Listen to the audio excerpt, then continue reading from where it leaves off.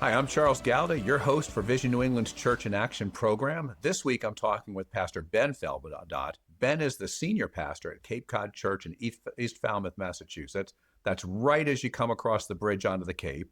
And Ben, thanks for being with us again. You've been here before, so thank you. Yeah, Charles, it's always good to be with you. Love the work of Vision New England. Thanks. Ben, for folks who maybe didn't hear last time, can you give folks a little about your background, bio, how you wound up at Cape Cod Church? Sure. Yeah. So my wife and I grew up in New England, went off to a little Bible college, met my wife, got married, and a year later, when we were 23 years old, we moved to the Cape to start a church in 1992. I don't recommend 23-year-olds starting churches, but that's how God worked in our lives. And we've been here for 33 years, and God's been gracious and built a healthy, growing congregation. Yeah. Tell us a little bit about Cape Cod Church, too, please.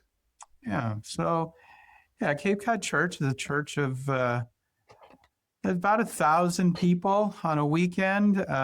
It's been through all the stages, meeting for 5 years in a rented office space. It was pretty small church for 5 years, probably just church of about 30, 35 people. I think things you would note about Cape Cod Church, I think we're heavily vested in our community. Things like the Thrive Conference we partner with Vision New England on. We just believe that when the church is healthy, communities are blessed, and communities being blessed by the church is one of the signs that the church is healthy. And God's given us just a great opportunity to really be a influential witness in our community. So, yeah.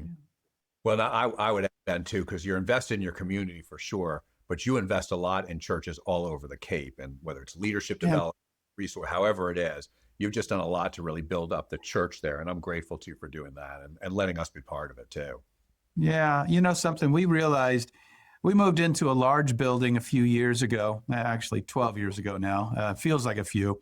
And we saw a dramatic season of growth, and we were so excited about that. But along the way, we realized, Cape Cod Church is not going to reach Cape Cod by itself. And so we started asking God, what do you want us to do with the influence and platform you've given us? And we just felt God saying, listen, you're not going to reach the Cape by yourself because I don't want you to. I want you to do it in unity and in partnership with others. And so we've really leaned into what does it look like to partner with churches across our region to reach Cape Cod. So, yeah. That's great. You talked about a few years ago when we first met, you want to raise the spiritual temperature on the Cape, and I think God's been doing that. And so it is sure. So Ben, we've been doing a number of episodes of the Church in Action, revisiting and in some cases learning our history of the faith history, the church history of New England, knowing that our past is always with us, knowing that God moves in patterns, and what he's done before, he might choose to do again in a different way. And you've become kind of a big voice in this, because in addition to pastoring a church, you've become a bit of a historian lately. And so how did that happen? Yeah, so I would not say I've discovered along the way that I'm not a historian. I have great admiration for people who are. They're very detail oriented, not my gifting. I am a storyteller, and I love stories. And a couple of years ago, a friend of mine was at a used bookstore in Maine, and he came across a book that was from about 1810.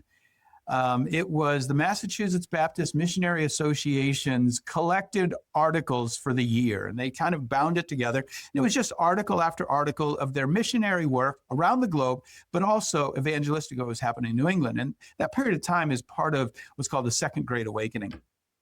And he happened to note that there was one article, he just flipped open the page, and there it was. It was called A Revival of Religion in Falmouth. And that was the town I was in. And so my friend realized that, and he thought, oh, Ben would like this. And he grabbed the book, and I think it cost him $20. I probably owe him $20. I haven't paid him for that yet. And he sent it down. And I have him flip open the book, not expecting much, and I'm reading it. And it told a story I had never heard before. And I've been in this town really all of my adult life. And so I started researching this story. And one thread led to another thread, and it uncovered a story of a great Cape Cod awakening from the early 1800s. There were some little bits of it that have been written about, but the whole story hadn't ever been put together. In fact, some of the pieces of it had never been published, not findable online, other than this book and some other documents we found since. So it's really been a fascinating journey, but more so just for like, oh, wow, God, look what you did. And I tell people this, the people that roll their eyes at history, and I probably have been one of those people. History becomes fascinating when you can see how the past is present today. So when you see little things show up today and you're going, oh, that's that way today because of what happened 200 years ago. All of a sudden, history is like, it comes alive. So that's been a little bit of it. And somewhere along this journey, I realized this story has to be told. We did it as a series of messages here at the church, wove it together pastorally, and then got done with that and realized that this has to be recounted. So I'm in the process of working on a book now, and we'll see however long that takes to tell parts of it. Just as an example of what you're talking about, you and I have talked about it before. The American Nations is a book that talks about each group coming here, and the group that comes to New England thinks it's really important to have an education because you need to read the Bible in your language. And so we start a school in every town. As soon as we do it, we become the leaders in the public school movement, comes out of New England, and we're even today the most educated part of the country. Yeah. And so that stuff is with us hundreds of years. All the people groups that have come in and left, and that is still with us today, and it's true in so many areas. Yeah, that book, American Nations, is really fascinating book. I think by the end of it, he goes a little bit off course, but the early parts of it, maybe 3/4 of it, that just tracks how the founding of the 11 different regions that make up the Americas is really, they still reflect the founding character of their people. Maybe nowhere more noticeably than New England with their Puritan founding, Pilgrim, then Puritan. Very quickly, we became kind of a Puritan stronghold. And absolutely, you can see that influence all over the place. So we're going to talk as we go through what you've been discovering, this early 19th century-ish, if I remember right. And so, but set the stage of what's going on in the kind of church religious world about that time. Yeah, I think that's really important. A lot of people have the image that America has been this devout Christian nation from the founding with the Pilgrims and the Puritans, because clearly they were devout. The Pilgrims came first in 1620, and then a couple of years later, a little over a decade or so, the Puritans show up. The Puritans quickly overtake them, right? I mean, there's just way, way more of them that come to dominate the scene, and very, very devout. And we sort of imagine that that's been America's history right up until about the 1960s when we screwed everything up, right? But this is not true, right? The truth is that America, even before we were America, quickly fell off the religious wagon, right? And in fact, at the time of the American Revolution, only 12% of people were members of a church. I mean, that number is far, like in the early 80s, that number in America, people who are actively engaged in a church, and membership and active engagement are different things, but they're the best comparisons we have, was nearly 60% in America, right? So this is, New England has ebbed and flowed. The first Great Awakening in the mid 1700s, so, 1740, 1750, was really this, Jonathan Edwards, George Whitefield. It just reignites. In many ways, it gives birth to the American Revolution, right? There was, we need no king, we need no bishop. It was just an unraveling of the religious system, of the political systems. Well, then we win. By the end of the 1700s, I mean, America is what I call fat, happy, and fed, right? We are just we are the bee's knees. We are full of ourselves. And then you get to the early 1800s and the Louisiana Purchase, and now we're going to be a country that spans coast to coast. You've got the advent of human reason. This is the time when France is really investing in atheism. Notre Dame becomes a a temple to reason, where they take it away from being a Catholic church. All of this stuff, French influence is very, very heavy in America, right? So in this early 1800s period, there's a lot of things that are just sort of fomenting, and we don't have time to go into all of it. But a little bit later, you have there's a sort of we've become unmoored, and in some ways that creates things like Adventism with its preaching of dates of when Christ would return in the early 1820s. Mormonism, the Shakers, all of these movements are sort of accelerate. Some of them start right during that period. But maybe most notably is that in that early 1800s period, you have, especially in New England, the rise of Unitarianism, right? And so this is the denying of the deity of Christ. A lot of people don't quite catch what's happening here, but Unitarianism was a simple word. So they still believed in God. They just didn't believe that Jesus was God. So Trinitarian belief was the belief in Jesus as God, but Unitarians were rejecting that. And all of a sudden, there's this flood of this happening in the church, especially in Massachusetts. Educational, it kind of tracked the elites. I remember somebody once saying that the defining mark of Unitarianism is everyone gets to be God except Jesus.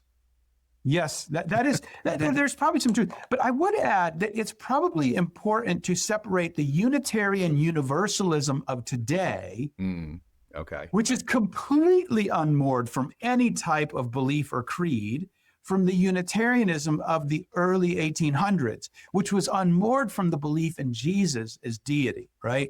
It still believed in God, but Jesus was just a good moral teacher. But this caught ground because you had kind of the beginning of the intellectual elite. You had human reason, human progress. We didn't need to believe those old wives' tales. In Boston, epicenter of sort of intellectual thought, 10 of 11 congregational churches convert to Unitarianism. I mean, it was a terrifying moment, right? A guy named Henry Ware is appointed as the head of theology at Harvard University. He is a Unitarian theologian. It's the straw that breaks the camel's back. And out of that, Andover Seminary is started. I think that's around 1803, 1807, I think, right in that period. They're started. And that begins the missionary movement. So Adoniram Judson, Luther Rice are some of the first graduates. They go to Burma in 1810, right? So all of this happens because Henry Ware is appointed at Harvard, and they're like, we're out. We're starting our own thing, and we're off and running. I remember the first time I read this, 10 of 11, the one church that didn't convert is the Old South Church. Okay. And I said to myself, well, what about our faithful friends over at Park Street?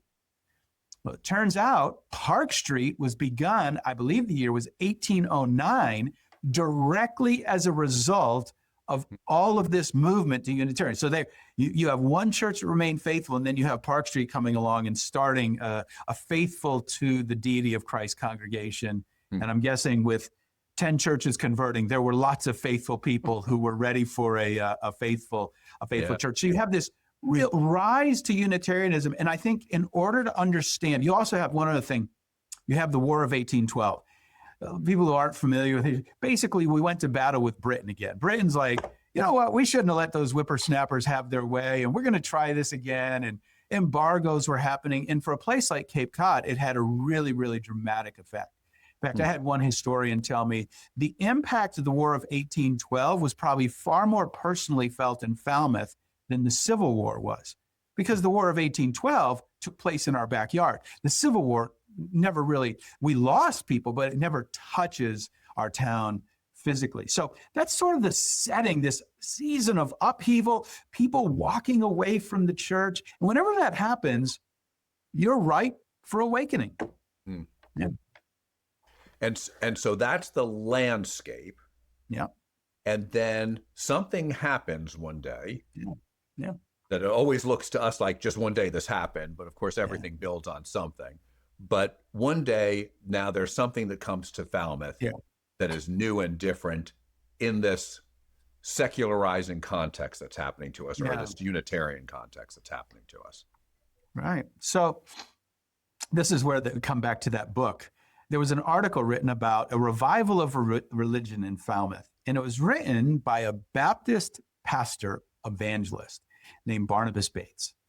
And Bates, as a 13-year-old boy, stows away on a ship to get to America, troubled life, educated by his dad, but no real formal education, ends up living with a family who goes to a pretty well-known Baptist church up in the Boston area, and is converted, becomes comes to believe in Christ and follows after him. And he's a man, as a young boy, enormously gifted, right? He's a gifted speaker, communicator, motivator, visionary, and pretty quickly people see his gifts.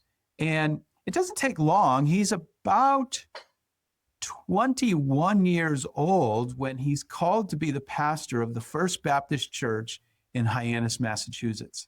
And he goes down and things start happening. And then by chance, a guy named James Davis, who was a Congregationalist who wanted to see an awakening take place. He was a preacher in his own right, but wasn't settled into a church. He sees how God's using Bates, and he invites Bates to come to the town of Falmouth, the town I've been in for the last 33 plus years, and to maybe preach a revival, like not at the church, because he wouldn't be welcome at the church. Back then, the only church that really existed were congregational churches. Cape Cod had 13 congregational churches, 11 settled pastors, and 2 Baptist churches. Yeah. Other than a few Quakers here and there, that was it. And we're looking down on those Baptists, this hoi polloi, this emotional, right? It's just, it's not church, right? Yeah, that's exactly right. The Baptists have been around for a while. The Methodists are coming, and the Baptists and the Methodists sort of really team up together in the Second Great Awakening. These are your evangelistic engines, those churches. Now, honestly, some of the congregational churches get in on it too, and they really were revived. I'll come back to that. So Bates is invited to town as this young 22-year-old kid, and he shows up on Monday, April 24th, 1809, right? And he preaches in a schoolhouse. And he stays for 10 days. And for 10 days, he preaches 3 times a day, morning, noon, and night. And in 10 days, 150 people are converted. That's 10% of the town. To see 10% of the town come to faith in Christ. Now, I'll put that in perspective.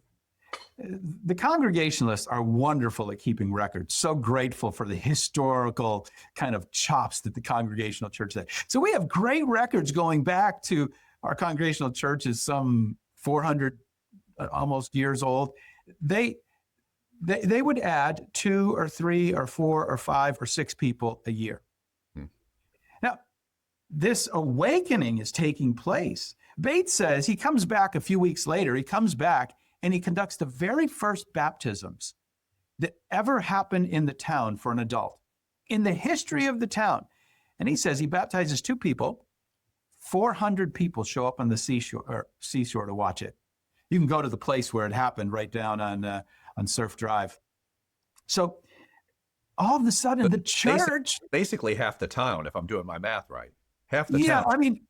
The town was somewhere between 15 and 1,800 people, 150 converted, 400 show up on the shore. I'm using numbers from reports and that we've been, a lot of this is Bates' own kind of story writing around this piece. But now 114 people are added to this church of about 60 or 70 people. And they've all been converted. I mean, they are on fire for what this evangelist, this Baptist pastor is selling. Oh, I mean, it causes upheaval. The pastor, this congregational pastor, this Unitarian-leaning, Harvard-educated, in fact, on his ordination, his name is Henry Lincoln, on his ordination council is none other than Henry Ware, who just became the head of theology at Harvard. The Unitarian. That's right. The church has already adopted a Unitarian hymnal. They've adopted the halfway covenant. And a halfway covenant meant you didn't have to declare faith in Christ or a conversion experience in order to become a member. And that way your kids could be baptized and you could kind of be an operating member in the town. It wasn't really the sense of separation of church and state that we have now. So he's watching all this from a distance, wanting nothing to do with it. In fact, one report has it, Bates went away, came back a couple weeks later, and one report in the church records says that Henry Lincoln, when he heard Bates was coming back, left town. Where did he go? The Unitarian stronghold of Boston. He just, time for me to take a little vacation. People in the church are dividing over this. Some of them are saying things. We have records of them saying things. Why did you not tell us we needed to be saved? Wow. I mean, what a note for history. On the other hand, there's a woman named Susanna Fish, well-known, influential member in town.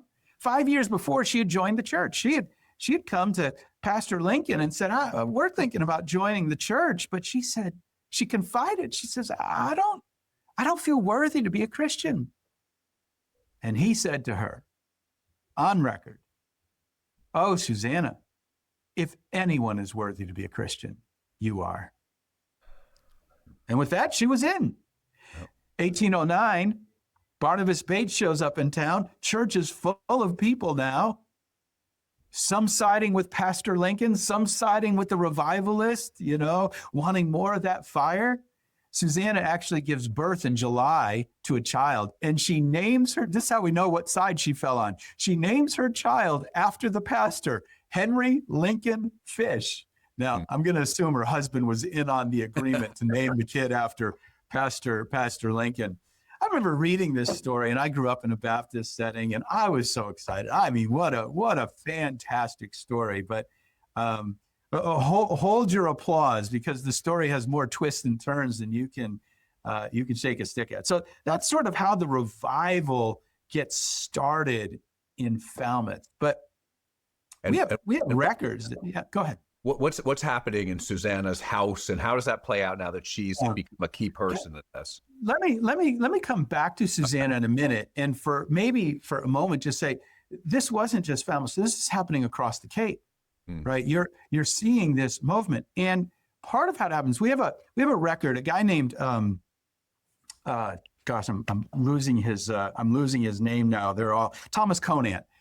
Thomas Conant was a sort of Baptist evangelist, and he actually was the second pastor, I think I got my timing right, of the Brewster Baptist Church, where Doug Scalise pastors. Wow. And Conant writes a biography, and in his biography, he devotes a chapter to James Davis, and they tell the story of what's happening on the Cape. There's another guy named Joseph Clark. In 1850s,